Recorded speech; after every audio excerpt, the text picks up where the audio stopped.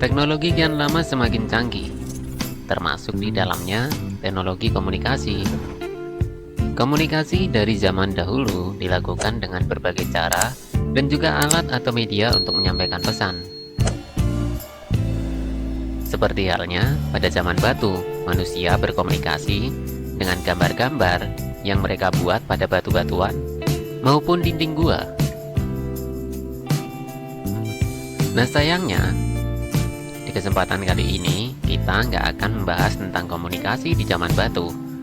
Di sini kita akan ngebahas tentang ada benda apa aja yang pernah digunakan hingga munculnya smartphone seperti sekarang ini. Merpati Pos merupakan alat komunikasi pertama dengan menggunakan burung merpati sebagai pengantar surat atau pesan. Merpati dipilih karena burung ini pintar, memiliki daya ingat kuat, kemampuan navigasi, dan memiliki naluri alamiah untuk kembali ke sarang. Metode ini berasal dari orang-orang Persia yang melatih burung-burung merpati. Pertama kali digunakan oleh Sultan Baghdad Nuruddin untuk mengirimkan pesan sekitar kerajaannya. Orang Romawi menggunakan merpati pos untuk mengirim pesan kepada pasukan militernya. Orang Yunani memberitahukan pemenang Olimpiade melalui merpati pos. Pada masa Perang Dunia Pertama, 1914 sampai dengan 1918, pun pasukan Amerika menggunakan merpati pos untuk berkomunikasi. Untuk surat sendiri, sebagai media komunikasi hingga kini masih dipergunakan untuk berbagai hal dan keperluan baik itu bersifat personal maupun pekerjaan. Namun, sarana yang digunakan sudah bukan lagi menggunakan merpati, melainkan jasa pengiriman pos. Masuk di era telegraf. Telegraf merupakan alat untuk mengirim dan menerima pesan dari jarak jauh. Alat ini ditemukan oleh seorang warga Amerika, Samuel F.B. Morse, bersama asistennya Alexander Bain pada tahun 1837. Pesan pertamanya dikirim pada 6 Januari 1838. Pesan yang dikirimkan oleh perator menggunakan kode Morse. Pesan ini sering dinamakan pesan kabel atau kawat. Media ini sangat efektif dan dulu menjadi primadona meskipun yang bisa mengirim dan menerima hanyalah orang yang paham kode Morse. Untuk keperluan peperangan, media ini sangat diperlukan agar pesan rahasia tetap terjaga. Pesan ini pun diistimewakan karena umumnya pesan tersebut adalah pesan penting. Perkembangan selanjutnya, media ini melahirkan media baru seperti teleprinting dan faksimile. Di Indonesia, pemanfaatan telegraf dimulai sejak saluran telegraf pertama dibuka 23 Oktober 1855 oleh pemerintah Hindia Belanda. Telegraf pun dapat dirasakan masyarakat di 28 kantor telegraf. Tidak hanya menghubungkan Batavia Jakarta dan Buitenzorg Bogor, telegraf pun bisa menghubungkan Jakarta dan Singapura, Jawa, dan Australia. Memasuki era telepon. Penemuan telepon dipicu oleh permintaan penggunaan telegraf yang semakin berkembang dan meningkat. Telepon pun ditemukan pada sekitar tahun 1876 oleh Alexander Graham Bell. Di Indonesia, telepon lokal pertama digunakan sejak 16 Oktober 1882 yang diselenggarakan pihak swasta. Jaringan telepon pertama ini menghubungkan Gambir dan Tanjung Priok, Batavia. Selanjutnya, jaringan telepon dibuat di kota-kota besar lainnya. Tahun 1906, perusahaan jaringan telepon diambil alih dan dikelola pemerintah Hindia Belanda melalui PTT.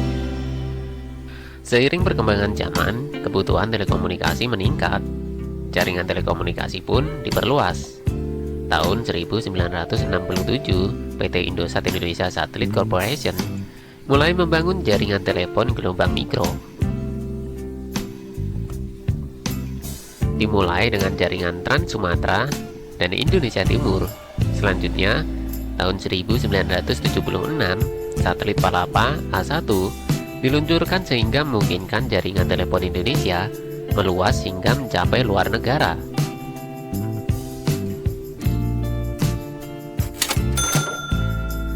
Memasuki era telegram.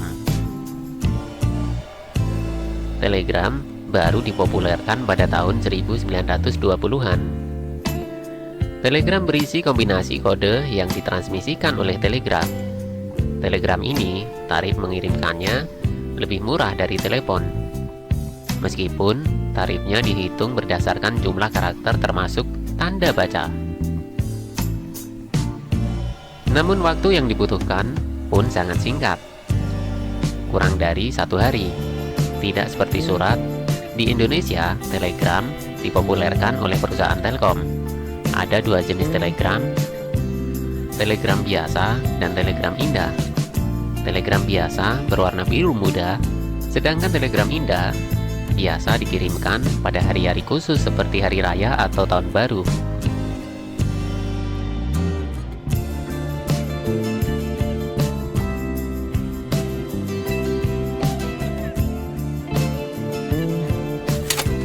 Memasuki era pager. Sebelum era handphone standar, pernah ada satu alat komunikasi yang pada zamannya terbilang cukup canggih dan banyak digunakan oleh orang-orang. Alat itu bernama pager. Pager atau juga dikenal dengan sebutan beeper adalah sebuah alat radio panggil yang menggunakan frekuensi radio. Fungsinya sangat mirip dengan SMS yang ada saat ini. Pager pertama kali ditemukan oleh perusahaan Multitone Elektronik pada tahun 1956 di London. Namun, cikal bakal pager sendiri mulai muncul pada 1949 ketika one way wireless remote teleponik digunakan oleh dunia kedokteran di New York sebagai alat untuk memanggil dokter saat darurat. Karena termasuk alat komunikasi yang canggih dan mahal, hingga tahun 80-an hanya orang berduit yang bisa memiliki pager. Pager masuk ke Indonesia kira-kira sekitar awal tahun 90-an. Mulanya pager menggunakan frekuensi radio AM. Tapi agar bisa menjangkau lebih banyak orang, akhirnya frekuensi pager dipindahkan ke frekuensi radio FM. Cara kerja pager kala itu, jika kamu ingin menghubungi seseorang melalui pagernya, kita tinggal menghubungi operator pager dari telepon rumah atau telepon umum. Setelah terhubung dengan operator, operator akan meminta ID pager yang dituju. Kemudian kita tinggal membacakan pesan yang akan dikirimkan. Setelah itu, operator akan mengirim pesan tersebut ke pager yang dituju.